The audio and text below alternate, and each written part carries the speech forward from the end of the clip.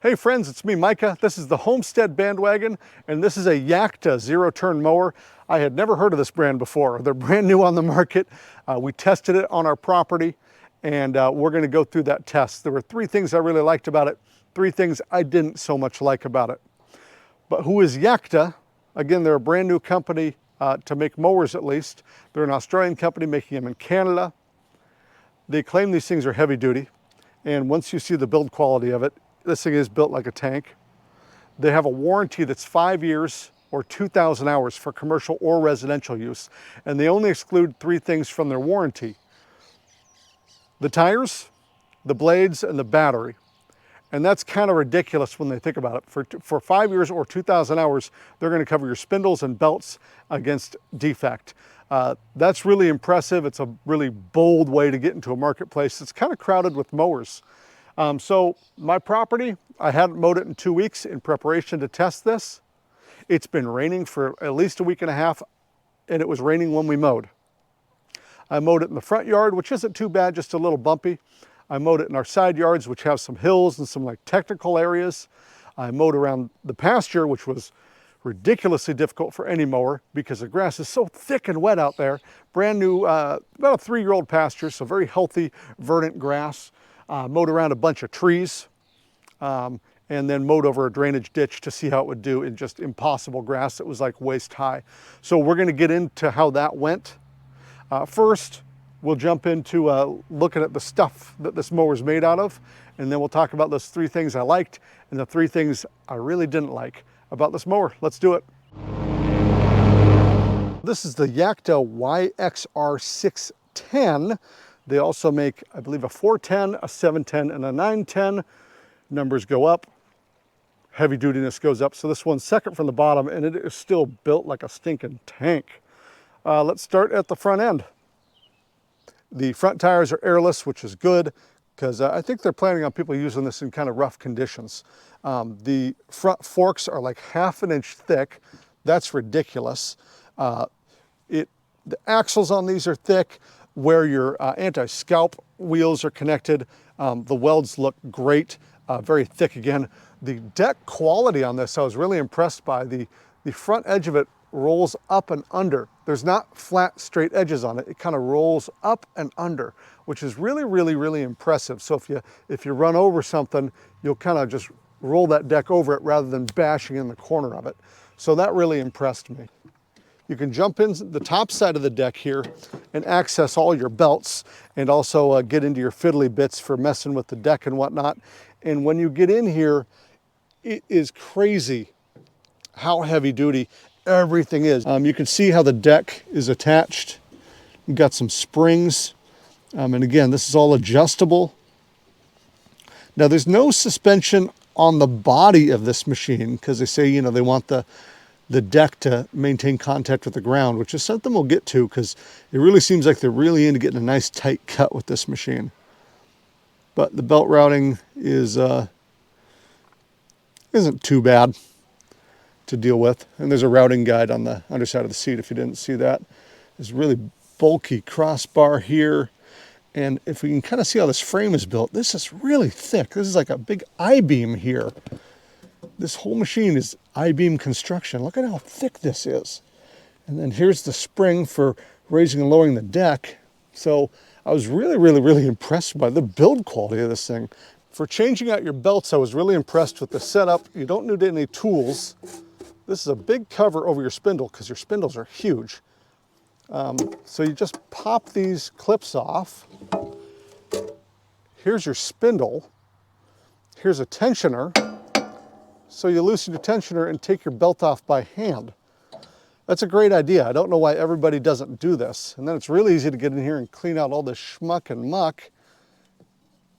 That's a great idea. I don't know why nobody else does that. You know, at least nobody recently. I used to have an old Craftsman that did that, and that's about it. Tires are using big and burly, lots of meat to them. Good tread pattern, but not too aggressive. I don't think this would tear up your lawn too bad. That's fine. Some decent plastics here. Your gas tank, 8 gallons, and a tethered cap, which, great. I love a tethered cap so you don't lose it. For lowering your ROPS, they use this spring pin style thing. This one's kind of hard to do one-handed. So what you gotta do is you gotta kind of push this pin in with one hand while leaning the ROPS forward. I think the tolerances are just a little tight on how they built this thing. But there you go. Pull out pins on either side, this ROPS will lay down. On the back end, again, couple really good ideas. A built-in tow hitch, that's a 2-inch tow hitch. This here you can use as a tie down. They have those on the front as well.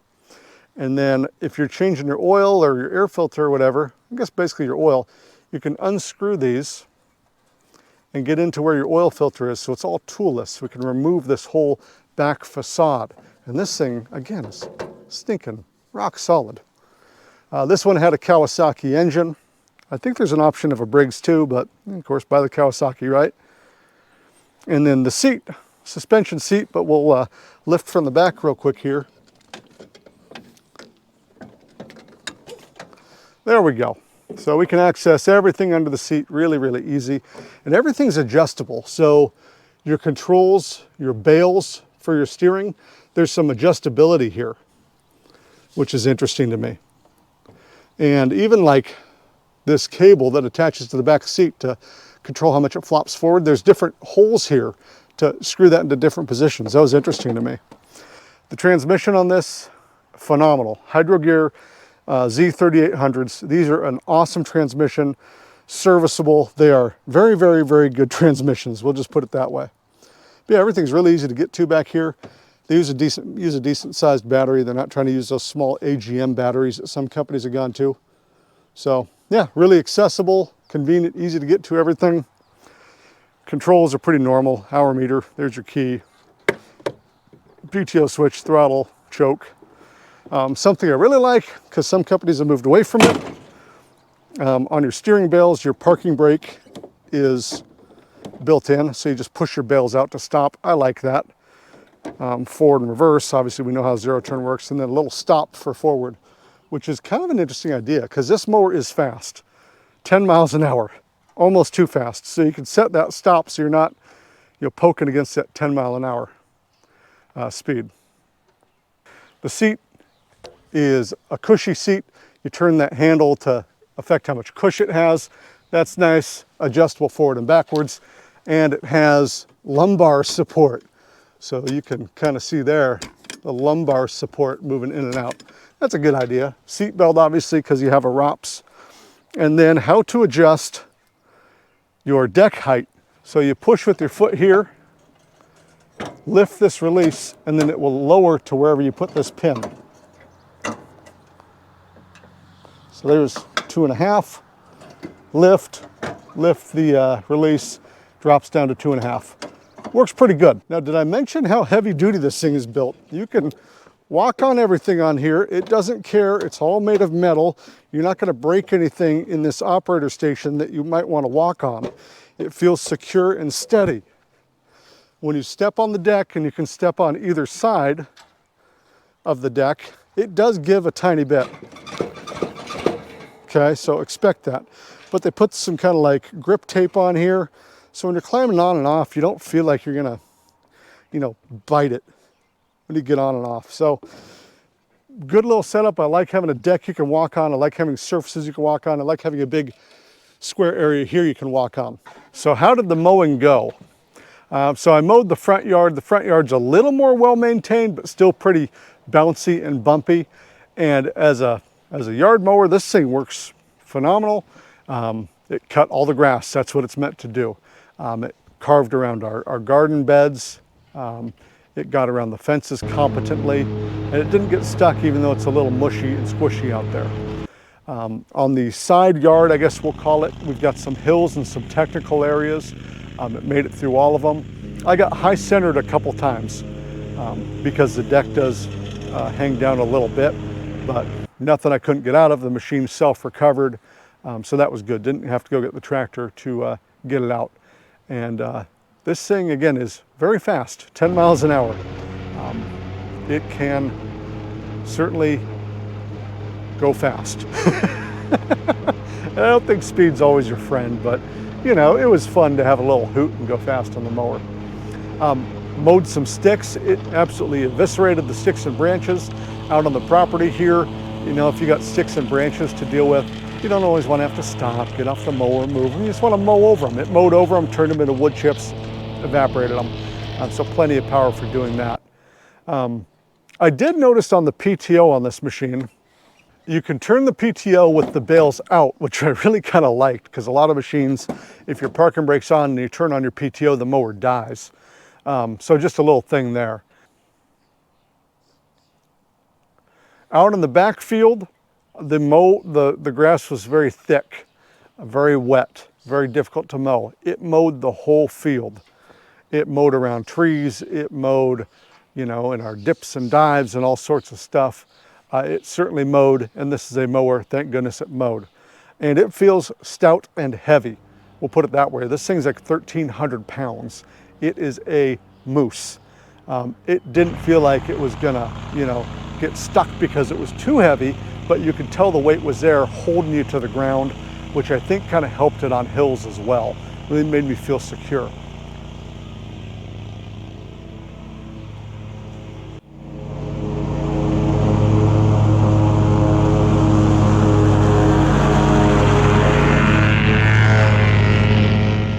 So let's talk about the stuff I liked and the stuff I didn't like. We'll start with the positive. The handling on this mower was incredibly good. These Z3800 hydro gears are a great transmission. They're serviceable, but they're also very smooth. And the way they made their linkages work, you feel in control at all times. It is a fast mower, but it's not an out of control mower, which I've noticed a lot with fast mowers. You're always jerking around, sliding, tearing up the turf. You're not doing that with this. You are always in control. The bales start to respond immediately. You don't have to guess where your response is. They turn reliably. It's really easy to do fine movements around obstacles, which is important. You know, you don't want to bash your fences or be running into trees all the time. So I really liked the handling on this mower. The second thing I really liked was the design elements. Design elements being, you know, the fact that, you know, all of their models come with a ROPS. Design elements being a suspension seat, which is great to have on a mower. I've been on some commercial mowers that don't have a suspension seat. It's a nightmare. I liked how easily serviceable everything was. You know, taking this off to get to your belts. You can do it on both sides. You can take that one off too. You know, opening this lid to get into everything. How easily adjustable everything is. You know, how easily accessible everything is. I really liked the design of this mower. And it looks cool, which is a benefit, but, you know, looks don't matter if the thing's a piece of garbage. I mean, I liked being able to unscrew these to get into an oil change. I like that they have tie downs on here. I like that there's already a 2-inch hitch. Like all of the design stuff is here, the important stuff to have. Which kind of plays into the third thing I really liked about this Yakta mower, which was the build quality. This thing is a tank. I mean, this thing is just built out of thick metal. These are I-beams under here. Maybe we can take a look at them. Yeah, look at this. This thing's built to withstand a nuclear blast. Every piece of this is built. And the deck, I really liked how this deck swings down underneath. So instead of stopping in a square point, it rotates under. It's really, really well manufactured. And this is thick metal. So you're not bashing the corners of your deck in. And, you know, these wheels always get hit by stuff. Look at the build quality here. And instead of just welding these on, they bolted them on. So if you do bash them and break them, you can replace them. That's smart. All these bolts, I really like that. You know, it's easy to replace things and remove things and change things. So I liked the build quality of this thing a lot.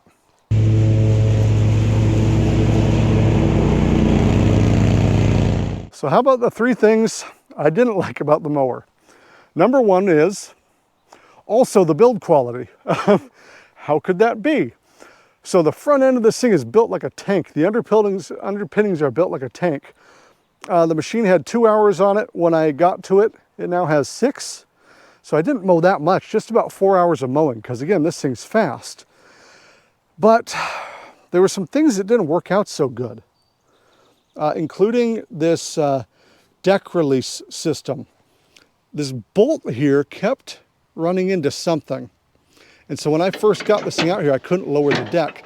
I ended up getting a crowbar in here and loosening it up to make it so I could use that deck release. Not the end of the world, but it's just, I don't know, see how that's welded there? And it's kind of at this funny angle, so this bolt doesn't have much clearance on this deck release. I don't know why it happened. This whole thing kind of got stuck. So that kind of bummed me out. And then as I was mowing, I was noticing that the body of the operator station was kind of like separating from the body of the mower. It would, I don't know, it would like rotate backwards. And I don't think that was on purpose. I think something's loose in there and I couldn't find where it was. And as I was checking it out, trying to see what was going on, why it kept moving in here, I noticed that I had a couple bolts had fallen out. Yeah, I have one of them somewhere here, but yeah, these fell out, and then there's must be one big one underneath that came out because the whole thing's kind of cantilevering on itself, or I don't know what that motion's called, but you'll see it in the video. So build quality in that way wasn't so good. Second thing I didn't love is this thing is fast. It's very fast. It's too fast because it doesn't have a body suspension. Now, the reason companies don't do body suspensions usually is to keep a good cut quality, which this thing has a very good cut quality. It cuts very nice, very tight to the ground. But that cut quality comes at the sacrifice of the user because this body has no suspension under it, so you feel every bump. Now, of course, they give you a suspension seat, but bumps don't just bump like this, they bump like this. And so having that, just some kind of something under the body to take away some of that vibration would really help. It doesn't have it, so you kind of feel like you got beat up after you mow with it, especially when you're mowing on very, very, very rough ground. So it is a rough ride. Third thing I didn't like was, well, basically it can't handle what we're getting right now, the rain and the wet and the thick grass. The deck kind of clogged up a bit. And there's three things that happened. Again, the wet, the rain, the grass, that was one thing. Second thing is this mouth here is pretty, not very wide. And so you get a real big bottleneck here. And so it kept kind of clogging up with grass and then eventually expelling it. But in some cases, it did clog up enough that it just killed the mower. I tried to slow down and stop before that happened, but sometimes I got caught.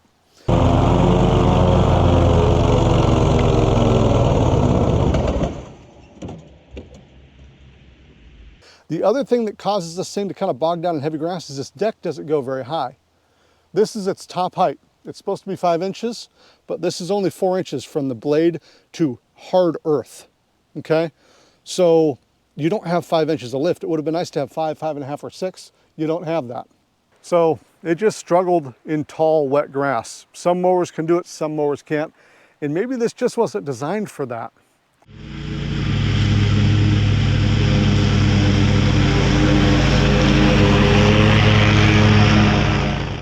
So then who's the mower designed for? It's certainly a heavy duty mower by its build quality.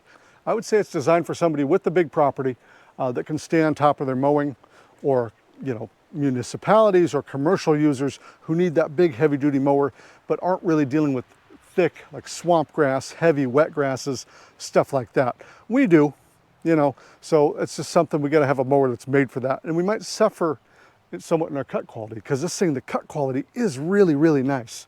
But for me, cut quality is not a huge concern.